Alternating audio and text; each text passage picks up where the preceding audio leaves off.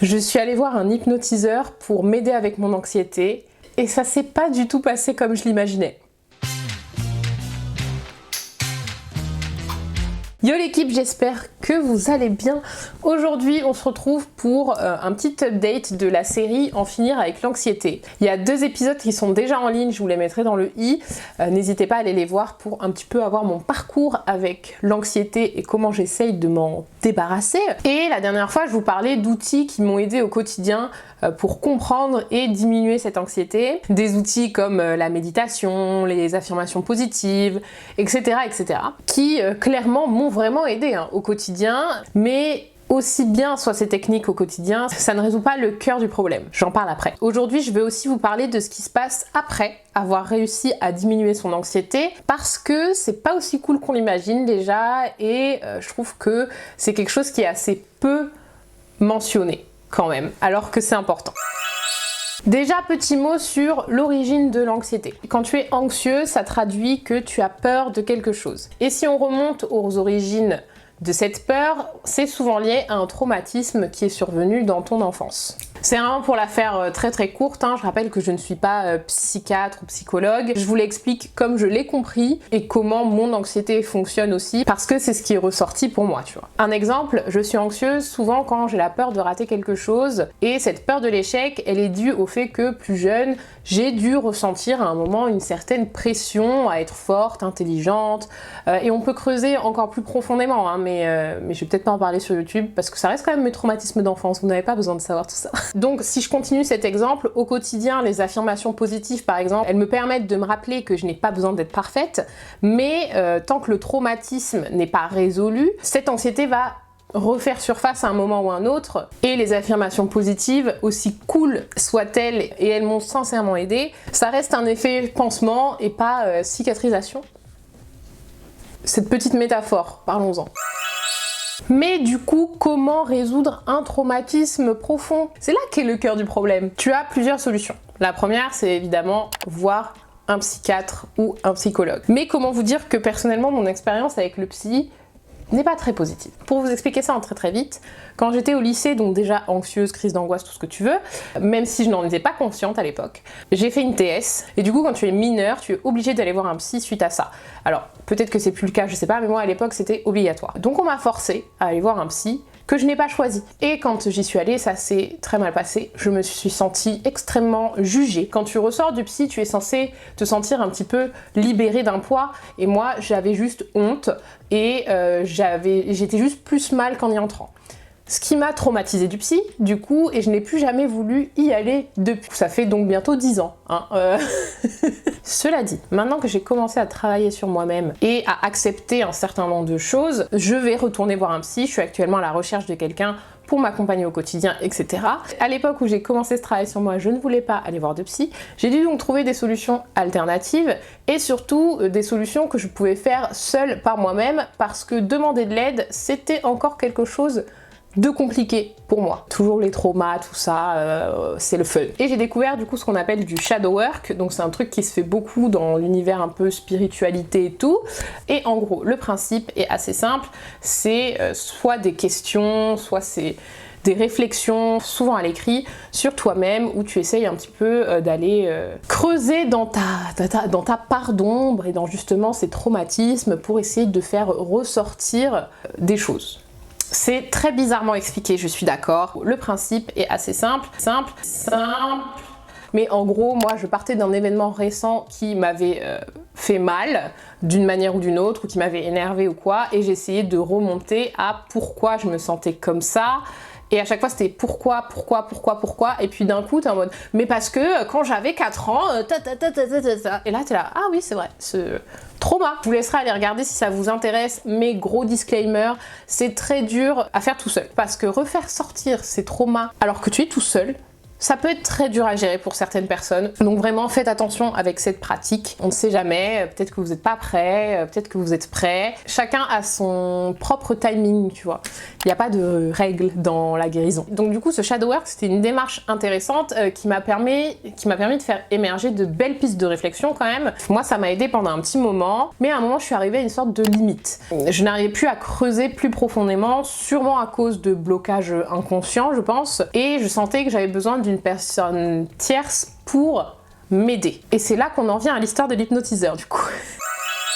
Alors, vous allez vous dire pourquoi c'est le premier truc qui t'est venu à l'esprit. Je vous explique. Tout simplement parce que ma mère, un petit peu avant moi, s'est elle aussi lancée dans cette démarche de résoudre ses traumas, de devenir enfin la meilleure version de soi-même, etc. etc. Donc on échange beaucoup là-dessus et on en parle beaucoup. Et heureusement parce que du coup je me sens moins seule dans ce travail-là et franchement heureusement que voilà j'ai ma mère qui elle a commencé un petit peu avant moi, donc qui est passée par certaines phases avant moi, donc qui peut m'aider etc. Donc franchement c'est trop cool. Et elle a testé plein de trucs différents dont l'hypnotiseur. Elle disait que il était trop cool, que franchement c'était pas un charlatan justement, qu'il l'avait vraiment aidé. Et même moi de l'extérieur je voyais, je sentais la différence aussi dans qui était ma mère en tant que personne, tu vois. Je la voyais évoluer et tout. Et en fait, un jour, je vais en vacances chez ma mère en Dordogne pour les vacances de Noël d'ailleurs. Et elle me dit, bah écoute, je t'ai pris 3 séances. Donc j'ai pas eu le choix au final. Et je peux vous dire qu'avant d'y aller, j'étais effrayée. Une part de moi était un peu sceptique en mode, ça ne va jamais marcher avec moi. Genre, je sais pas, tu sais, ça marche pour les autres, mais ça ne peut pas marcher avec moi. Ce n'est pas possible. Trauma. Et en même temps, avant d'y aller, j'étais effrayée en mode, et si ça marche ? Qu'est-ce qui se passe? Pour vous présenter un petit peu l'hypnotiseur chez qui je suis allée, c'est un hypnotiseur et un coach de vie en même temps. Et justement, le mec est très habitué avec tous les sujets de l'anxiété puisqu'il m'a dit ça représente après 80% de ma clientèle, c'est des anxieux. Je t'en comment ça, il y a autant d'anxieux? Mais en fait, tout le monde est anxieux. Et donc le premier rendez-vous, je parle un petit peu de pourquoi je suis là, etc. Il prend plein de notes, très silencieux. Moi, je raconte du coup des choses et il commence à poser des questions. Et une fois qu'il a eu fini de poser ses questions, le mec pose son stylo, se pose comme ça en face de moi et il commence à m'expliquer des choses du coup sur moi de ce qu'il avait compris et j'étais là waouh, c'était exactement ça, je ne m'y attendais pas. Enfin bref, en une séance le gars a compris ma vie. Qu'est-ce qui s'est passé? Je ne comprends pas. Et l'hypnose n'arrive que en fin de rendez-vous, c'est genre les 10 dernières minutes de la séance, tu vois. C'est beaucoup d'échanges, beaucoup de questions pour aller creuser sur mes problèmes, sur mes traumas, sur... Donc voilà, on a longuement parlé, j'ai pleuré à chaque séance sans exception. J'ai raconté des choses à cette personne que je n'ai jamais racontées à personne. Et pour ceux dont l'hypnose, ça fait un peu peur, sachez que vous êtes complètement conscient de ce que vous faites. Pas de l'hypnose comme on voit en spectacle ou des choses comme ça. Première séance d'hypnose qu'il m'a faite, donc il y a quelque chose que je voyais de hyper négatif depuis des années, et après la séance d'hypnose, c'est devenu soit neutre, soit positif, tu vois. Du coup, on a réussi à remonter à des événements un peu traumatisants de ma vie. J'étais obligée de les revivre un petit peu pour pouvoir y faire face, tout simplement parce que il faut faire face à la peine pour espérer la comprendre et la soigner. Et voilà, c'était spécial. Franchement, je peux pas vous raconter plus en détail parce que ça voudrait dire que je devrais vous dire ce que je lui ai dit et je n'ai pas forcément envie de le dire sur YouTube, encore une fois. 3 séances ont déjà suffi à faire une grosse différence. Après ces 3 séances, j'avais comme un poids énorme qui a été enlevé de mes épaules, mais vraiment. Après, tout n'est pas réglé, on va pas abuser, mais pour le coup, le avant-après l'hypnose, je le ressens énormément.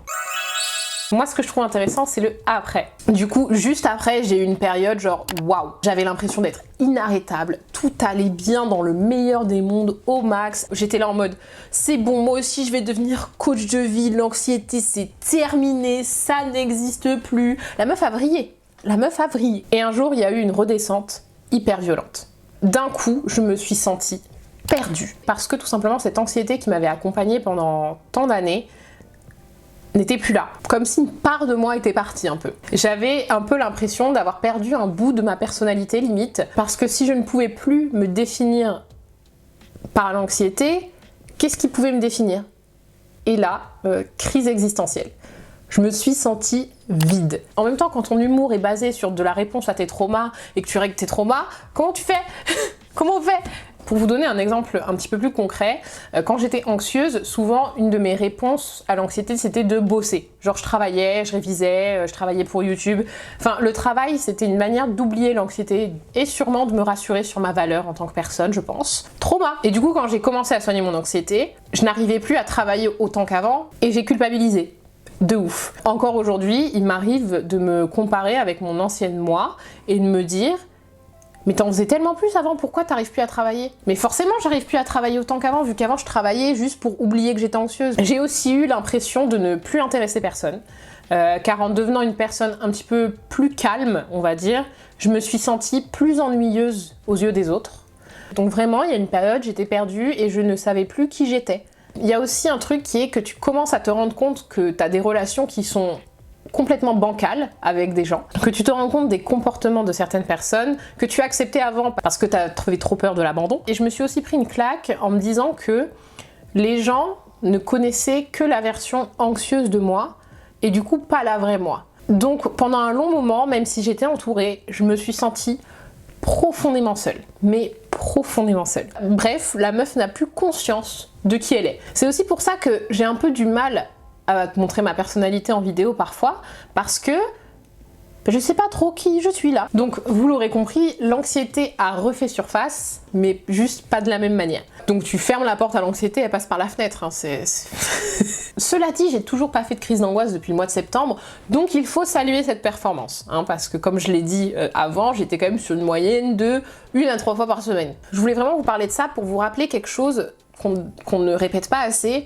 c'est que la guérison n'est absolument pas linéaire. Il m'arrive encore de m'effondrer, c'est pas grave, mais c'est dur, donc je peux aussi comprendre que certaines personnes n'aient pas la force de se lancer dans ce parcours de travail sur soi. Et oui, bien sûr, je parle de guérison parce qu'il y a quand même énormément de choses qui sont mieux dans ma vie, heureusement.